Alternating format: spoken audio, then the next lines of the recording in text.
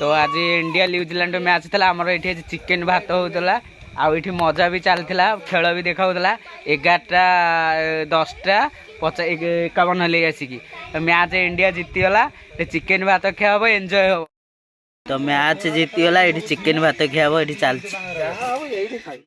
हम जीतिया उपलक्षे चिकेन भात ये खाऊ सब खेल देखिकी आसिकी ये इंडिया जीतला ये चिकेन भात खियाला जहाँकि आज 11टा राति प्लस हो गली 11टा 8 हो गली इंडिया तो जीती जो मन खुशी आज चिकेन भात उड़िला जय इंडिया ग्रामवासी बृंद खाऊ मन पूरा खुशी भाई बंधु बृंद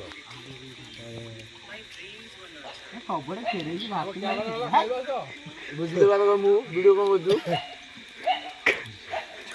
खोले ना नहीं आई सुन कर दो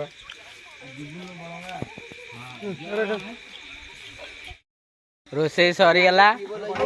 खाया पिया सरीगला जदि वीडियो भल लगी तो लाइक कमेंट सब्सक्राइब करिए सब मद भी टुल टुल होती।